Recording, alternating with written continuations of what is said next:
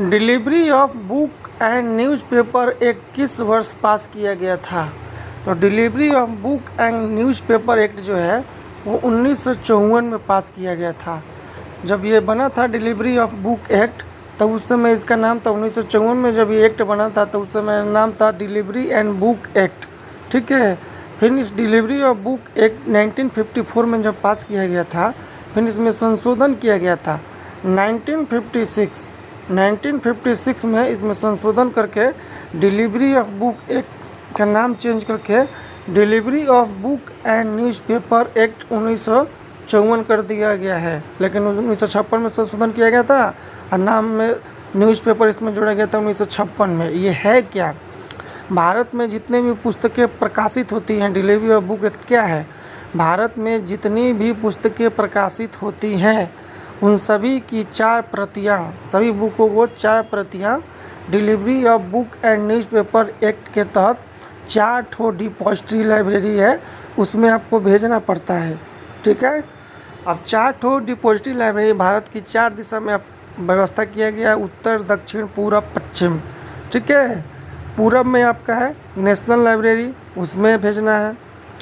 पश्चिम में आपका है रॉयल एशियाटिक सोसाइटी लाइब्रेरी जो बम्बई में है, उसका नाम चेंज करके सेंट्रल लाइब्रेरी कर दिया गया है। रॉयल एशियाटिक लाइब्रेरी जो मुंबई में है, जो डिपॉजिटरी लाइब्रेरी है, उसका नाम चेंज करके सेंट्रल लाइब्रेरी कर दिया गया है, सेंट्रल लाइब्रेरी। ठीक है। और दक्षिण में आपका तमिलनाडु में है पुणे मेरा पब्लिक लाइब्रेरी, और उत्तर दिल्ली में है दिल्ली पब्लिक लाइब्रेरी। तो delivery of book and newspaper act 1954 के तहत 4 डिपॉजिटरी लाइब्रेरी बनाया गया है। कौन कौन?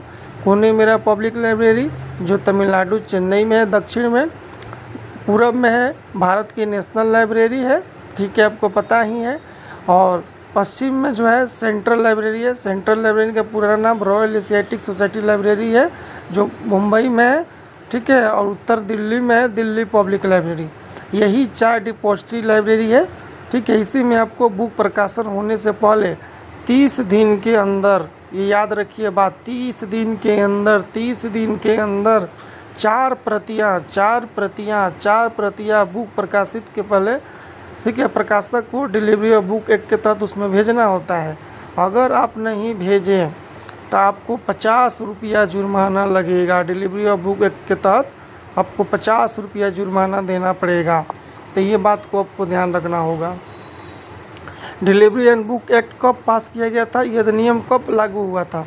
तो लागू हुआ था 1 अप्रैल 1956 से। इसमें संशोधन किया गया था और न्यूज़पेपर को 1956 में जोड़ा गया था। न्यूज़पेपर को प्रतिदिन भेजना होता है, न्यूज़पेपर को प्रतिदिन भेजना होता है, इस बात का ध्यान रखिएगा। नेक्स्ट, इस अधिनियम का मुख्य उद्देश्य क्या है? Delivery of book and newspaper act के तहत की जो एक्ट है उसका मुख्य उद्देश्य क्या है? तो भारत में जितने भी प्रकाशित पुस्तकें हैं, समाचार प्रतियां हैं, उनकी पुस्तकालयों को भेजना होता है ताकि ज्ञान को आगे की पीढ़ी के लिए संरक्षित करके रख सकें। ठीक है। इसीलिए मान लीजिए 1960 में, 1950 में, 1954 में, 56 में, 58 में, 62 में, 63 में, 1980 में जो बुक पब्लिश किया गया है उस ज़माने का अगर बुक है तो उस ज़माने से 1954 से ही बुक को संरक्षित करके रख रहे हैं ताकि आगे आने वाली पीढ़ी को हम लोग ज्ञान को उस ज्ञान से रूबरू करा सकें। तो अगर मान लीजिए आपको कोई बुक चाहिए 1960 के दशक के तो आपको मिल जाएगा अगर आप इन लाइब्रेरी में जाइएगा तो इसीलिए रखा गया है कि आने वाली पीढ़ियों के लिए ज्ञान को संरक्षित करने के लिए ये किया गया है, डिलीवरी ऑफ बुक एक्ट के तहत बुकों को संरक्षित करना। ठीक है। ताकि भविष्य के पिछले ज्ञान के बारे में बताया जा सके। उसके बाद है प्रकाशक को कुल कितनी प्रतियाँ भेजनी होती है? तो मैं आपको पहले बता देता हूँ, 4 प्रतियाँ भेजनी होती है डिलीवरी ऑफ बुक एक्ट के तहत प्रकाशक को। इसका खर्चा भी कौन उठाएगा? भेजने का खर्चा खुद प्रकाशक खुद उठाएगा, ये भी ध्यान रखिएगा। 4 प्रतियाँ में 1 प्रति किसको भेजनी होती है? तो 1 प्रति नेशनल लाइब्रेरी इंडिया को भेजनी होती है, आपको पता ही है। बाकी 3 प्रतियाँ किसको भेजनी होती है? तो मैं आपको पहले बता चुका हूँ, दिल्ली पब्लिक लाइब्रेरी है, पुणे मेरा पब्लिक लाइब्रेरी है, स्टेट सेंट्रल लाइब्रेरी मुंबई है। ठीक है। ये 3 प्रतियाँ, 4 प्रतियाँ भेजना है, 1 प्रतियाँ भेजना है नेशनल लाइब्रेरी को, एक प्रति भेजना है दिल्ली पब्लिक लाइब्रेरी को, एक प्रति भेजनी है लॉर्ड कोनेमेरा पब्लिक लाइब्रेरी तमिलनाडु को, एक भेजना है मुंबई सेंट्रल लाइब्रेरी को, स्टेट सेंट्रल लाइब्रेरी को। ठीक है, 4 प्रतियाँ 4 दिशा में भेजना होता है।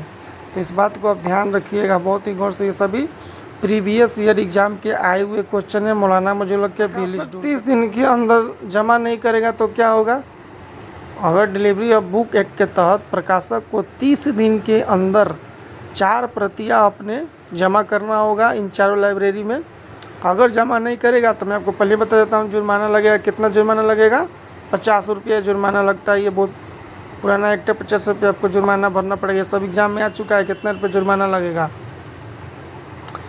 अब ये जो अधिनियम है यानी delivery of book act and newspaper, delivery of book and newspaper act जो है वो किस मंत्रालय का अधिनियम काम करता है? तो संस्कृति मंत्रालय। जितने भी भारत की नेशनल लाइब्रेरी है, जैसे national library of India, Rampur Raza library, Khuda Bakhsh library, Saraswati Mahal library, इन सभी लाइब्रेरी को नेशनल लाइब्रेरी का दर्जा प्राप्त है। ठीक है, तो ये जितने भी लाइब्रेरीज हैं, चाहे डिलीवरी ऑफ बुक एक्ट जो है, ये सब भारत सरकार के संस्कृति मंत्रालय के अधीन आते हैं। ठीक है, ये सब ध्यान रखिएगा। इस अधिनियम के तहत प्रकाशन में क्या शामिल है? तो किताब, समाचार पत्र, पत्रिकाएं, ये सब डिलीवरी ऑफ बुक एक्ट के तहत संग्रहित की जाती हैं। और जितने भी नेशनल लाइब्रेरी में books delivery of book and newspaper act के तहत नेशनल लाइब्रेरी ऑफ इंडिया में जितने भी पुस्तकें आती हैं उन सभी का INB बनाया जाता है, इंडियन नेशनल बिब्लियोग्राफी, जो भारत का नेशनल बिब्लियोग्राफी है। BS केशवन को INB का जनक कहते हैं। पिछले मैं वीडियो में बता भी चुका हूँ आप लोगों को। ठीक है, तो उसी के तहत इस सबको संग्रहित किया जाता है। नेक्स्ट, इस अधिनियम का दूसरा नाम क्या है? मैं आपको बता भी दिया हूँ कि जब ये अधिनियम बना था डिलीवरी ऑफ बुक एक्ट कहा जाता था। 1954 में जब ये अधिनियम बना था तो उस समय डिलीवरी ऑफ बुक एक्ट कहते थे 1954। ठीक है, लेकिन बाद में 1956 में इसमें संशोधन किया गया, अमेंडमेंट, और इसमें नया शब्द जोड़ा गया न्यूज़पेपर, जैसे delivery of book and newspaper act. ठीक है, 1956 तब न्यूज़पेपर भी शामिल किया गया और न्यूज़पेपर को रोज़ भेजना होता है। जैसे लाइब्रेरी जब बना था शुरू में, ठीक है, 18वीं शताब्दी में, तो उस समय लाइब्रेरी इकोनॉमी कहते थे। मेलविल डेवी चलाते भी थे लाइब्रेरी इकोनॉमी नाम से स्कूल 1881 में न्यूयॉर्क एडम सेंटर साइड में। बाद में इसमें लाइब्रेरी इकोनॉमी को हटा करके बिलीव किया गया, बिलीव किया गया यानी बैचलर ऑफ लाइब्रेरी।